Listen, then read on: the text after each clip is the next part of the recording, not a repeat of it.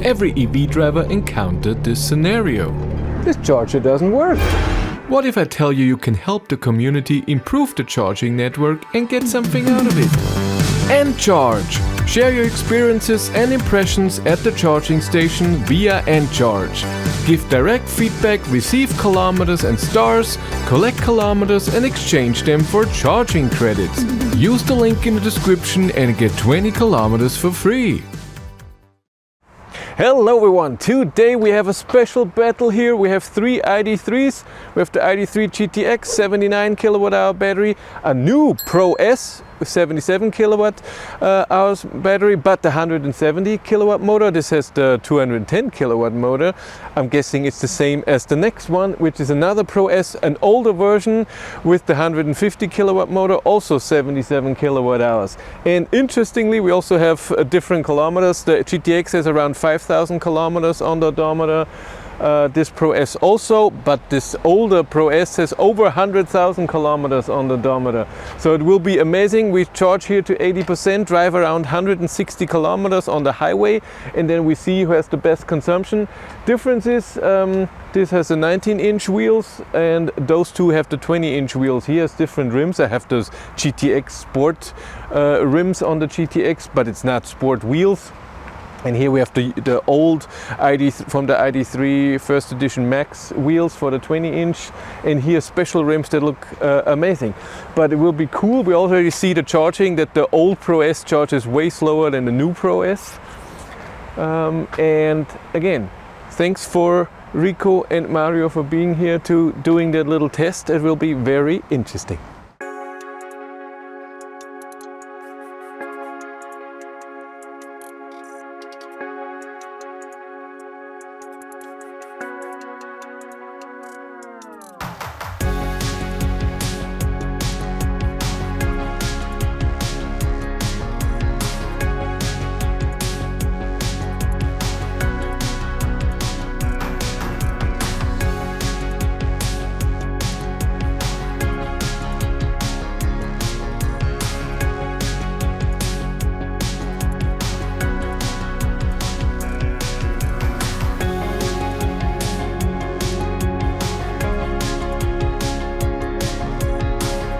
We are on our way. I have the two Id.3s in front of us. We're driving around 130 as usual. We all reset our trip and we all started at 80%. We have the same climate settings, 22 degrees in auto. No AC, and we all are in drive mode comfort. Important is also that the older Id.3 ProS has nothing. No heat pump, no. Those two cars don't have the matrix LED headlights. They don't have nothing, and I have to let this car by because he's fast. And the front one has barely anything, but that's fine. But it doesn't have any heat pump. That's a bit important. Of course, GTX has heat pump, and I don't even know if the other one is heat pump. I will ask, but it's gonna be a nice drive. I'm looking forward to this. This is so interesting to me. Old ProS, new ProS, and then the new motor, which is important. How efficient is it?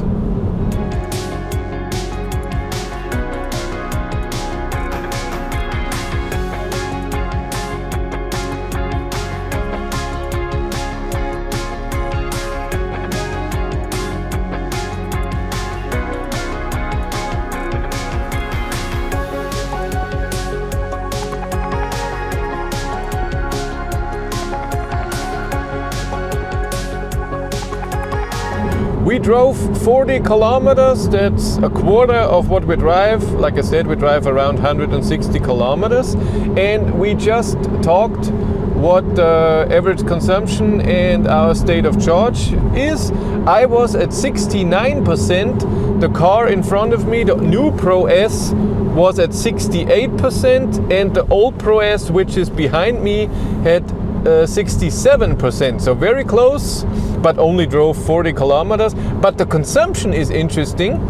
I was at 217 watt hours per kilometer, the ProS in front at 232, so way higher consumption, And the car behind me that has less state of charge but has 100,000 kilometers on the odometer had 223, so in between. And again, the one in front, the newer, has the same motor as the one behind me, but 170 kilowatt, where my car, where the car behind has 150 kilowatt. Huh, very, very interesting.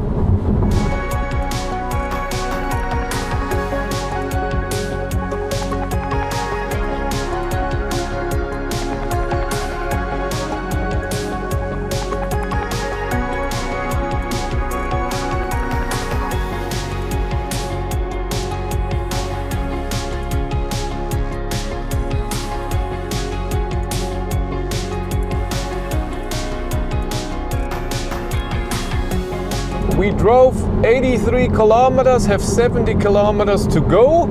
I just asked around. I was at 59% state of charge. The new ID.7 is at, I have to go over, someone fast, was at 57%, that's 2% less. And the old ID.7 behind me was at 56%, so another 1% less. Consumption, I was at 202, right now. ID.7 in front of me with the 20-inch wheels and a heat pump, but the old motor was at 218 watt-hours per kilometer, and the ID.3 behind me at 210. So I know 209. So almost in the middle. I'm so surprised that the new ID.7 has higher consumption than the old one. I mean, it has 20-inch wheels and the old one has 19-inch wheels, but the new one has a heat pump. I asked, and the old one doesn't have a heat pump.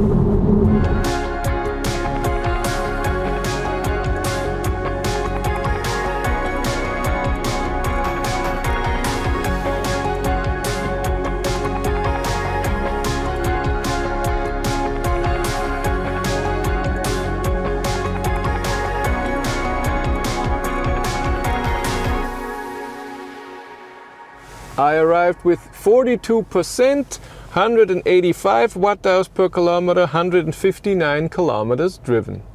Old ID.3 arrived with 34%, also 159 kilometers driven, 192 watt-hours per kilometer. New ID.3, 38%, also 159 kilometers, 199 watt-hours per kilometer. We plugged all three cars in at the same time. We have to check if even everyone is charging. Let's see. New ProS, 146 kilowatt. Old ProS. Let's run. 82 kilowatt. It's cold. And 108 kilowatt. Battery temperature, the old ID.3, we looked, it's 24 degrees. New ID.3, the bar is full, so it's perfect temperature. In the GTX, it was a tiny bit cooler, but still I couldn't preheat or anything. We just noticed that the new ProS had the navigation to a charger that preheating the battery. That's why the battery was warmer. It's not preheating the battery now, and it's charging better. But the voltage is also different. We saw about 10 volt more on the new ProS to the GTX. GTX in the software still says that it's preheating the battery right now while charging. But the old ProS, of course, is the loser when it comes to charging, especially when you plug in at a high state of charge. Now the tables have turned. New ID.3 is at 70%, 89 kilowatt. The GTX is at also 70%, but 96 kilowatt. And the old ID.3 is at 58% with 66 kilowatt. Oh my god, it's sleeping. GTX is done, 31.9 kilowatt hours in 19 minutes. ProS new is also done, also in 19 minutes, 34.3 kilowatt hours. And the old ID.3 finished in 29 minutes, 32.8 kilowatt hours. Time to analyze the data. So let's go to the beginning. Like I said, the GTX had 20-inch wheels on, the ProS 2024 as well, and the ProS 2021. I don't know what year it was. I think it was 2021. It could be 2022.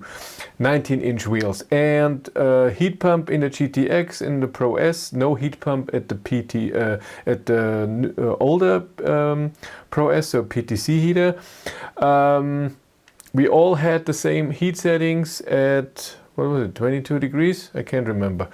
Battery size. The GTX has a 79 kilowatt hour battery. The other two have on paper 77 kilowatt hours. So that's 2.6% more. I think we read out the battery capacity of the ProS at some point, and it's more than 77 kilowatt hours, which is very interesting. I think around 78, and the GTX shows 79,750 watt hours, something like this. But let's look at what we achieved. GTX arrived with 42% of driven 159 kilometers, new ProS 38%, old ProS 34%. It's a big difference. Consumption, though, is different. 185 in the GTX, 192 in the old ProS, 199 in the new ProS. And we can talk about why that is. I think the biggest impact are the 20-inch wheels, and the low consumption on the GTX is the new motor.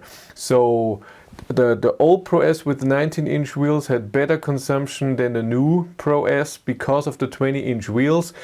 And you might say, didn't you say that he had the preheating on to navigate to charger? And yes, it did that, but we drove 159 kilometers and it didn't preheat. I see that on my ID.7 as well. It doesn't preheat the battery right away for the whole time. It looks okay. Battery temperature is at this temperature. Maybe I don't have to heat up by myself. We can save energy. And then at the end, when it notices, okay, it's at 22 degrees, I heat up to 25 degrees, but not with 5 kilowatt that it's capable of, with a bit less. And we have seen a difference in consumption in relation to those three cars from 40 kilometers driven on, where the preheating of the battery didn't make any impact. So I'm sure there's a difference, but I think it's tiny. And again, I could see that in the GTX, this much was missing on this big of a bar for the perfect temperature, and I couldn't preheat. So the button wasn't there. It says optimal temperature reached. And in the new ProS, where it did preheat, it was full, but when I was charging in the GTX, it says that it's heating the battery while charging. I don't know if this is just a text that ID Software 5.0 now shows, or if it's really heating up the battery. I don't know. Also, a difference here is this. I arrived with the GTX at the charger with 70%, so before we started, and I preheated the battery there. And I just charged 10%. The other two charged from 22 to 80, and the older ProS from 8% to 80. So a long time where the battery could heat up because of charging. So I think the starting temperature of the ProS was a bit warmer than of the GTX. It's a guess, I don't know. But difference in consumption, what we get. From the GTX to the new, we get 7.57% higher consumption. From the GTX to the old, 3.78%, which is okay. And from the difference from the old ID.3 to the new ID.3, 3.65%. Just, let's say, almost just because of the 20-inch tires. Same motor, just boosted to 170 kilowatt. I've seen that in the Cupra Born as well. You can also get the big battery with the 170 kilowatt motor. Then range. I calculated the range from the 42%, 80% to 42% with driven 159 kilometers. GTX 418 kilometers. New ProS 378 and old 345. So from the GTX to the new ID.3, we get almost 10.6% more range from the GTX to the old, 21.16%. And the reason for that, even though it had lower consumption, is the degradation. It has 100,000 kilometers on there. You don't get full capacity. That's most likely the difference. And you see that with the range from the new to the old. The new has 9.57% more range, and that's so degradation, nothing else. Then charging. Different amounts of charging, 31.9 kilowatt hours charged in the GTX. To the new ID.3, I charged 7.43, or the other way, yes, it charged 7.43% more kilowatt hours into the battery. The GTX to the old ID.3, 2.84% more, and from the old to the new, 4.46% more. But what's also amazing, charging power, GTX only had 100 kilowatt average charging power. The new ID.3 ProS 108, and the old only 68 kilowatt. It took 29 minutes, 10 minutes longer than the others, even though it was charging less than the new ProS, for example. If I then take the consumption including charging loss, so the kilowatt hours charged to the 159 kilometers driven, that GTX gets to 200 watt hours per kilometer, new ProS 215, old ProS 206. So this includes all the charging losses, all the charging, preheating, heat, driving, everything. And that means a GTX to the new is 7.5% higher consumption in the new ProS, and that's the same as we had before charging. So I don't think the preheating did a lot during charging. From the GTX to the old, we have 3%, and you can see here that before it was 3.8%, so very, very similar. And then from the new to the old, it was 4.37% higher consumption, and before it was 3.65%. Again, not a very big difference. That's 0.6%, 0.7% difference here from before charging to after charging. So very, very interesting. You can see if the GTX would have had 19-inch wheels, it would have been way better. You get more capacity, you get a very efficient motor. Even to a new ProS, you get 4% more state of charge in a drive of 159 kilometers. That's awesome, and lower consumption, and you have more power. The GTX really rules. I would so want it with 19-inch wheels, not with 20-inch wheels. That would be so amazing. That's sad that you cannot get this from Volkswagen. You have to buy it then afterwards and put it on. That's a bit sad, but really cool. Charging wise, I don't know if the higher charging power in the new ProS was just because of this tiny little bit of different battery temperature, because it must have been a few degrees that should have been heated up in 5 minutes or so if the battery heater really would be on. I don't know if it, or it was just because it arrived with 42% and not 38, maybe. But it was in the beginning it was like 38 of almost 40 kilowatt more in the ProS. That's a big difference. It's not just a bit, and it's a different battery. You can see the voltage is also different, but awesome. I like this test. This was awesome to see, and it was a different, I thought, but it makes total sense that, of course, capacity-wise, the old ID.3 with so much degradation after 100,000 kilometers doesn't have the battery capacity for the range, but because of the 19-inch wheels, it had lower consumption. And I guess the heat pump to PDC heater with these temperatures that we had, what was it, 13, 12 degrees or so, didn't have that much impact. The heat was in a, so the temperature range that we were driving in, the heat pump didn't make so much difference. Awesome, awesome. If you want to follow me on Instagram, BatteryLife1, and if you want to support the channel, there's a Patreon link in the description below, and here on YouTube there's also channel membership. And if you want to know what's happening behind the scenes, I have a third YouTube channel, Behind the Battery. But that's it for me. Thank you very much for watching. Have a great day and take care. Bye.